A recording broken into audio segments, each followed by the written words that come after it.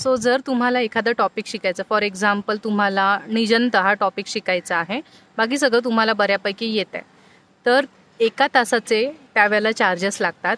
1 तास जर मी तुम्हाला शिकवत असेल तर एका तासाचे माझे 250 रुपये, 250 रुपये टू 50 रुपीज 1 आवर, म्हणजे एका तासाचे. जर तुम्ही एका तासात शिकलात तर एका तासाचे चार्जेस द्यायचे आहेत.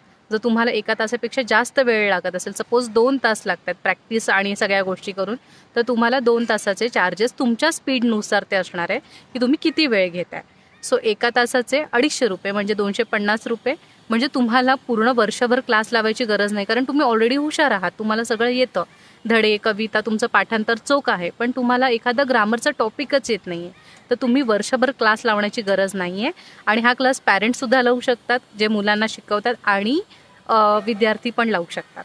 सो याच्यासाठी सुद्धा तुम्हाला मेल करायचा आहे. धन्यवाद.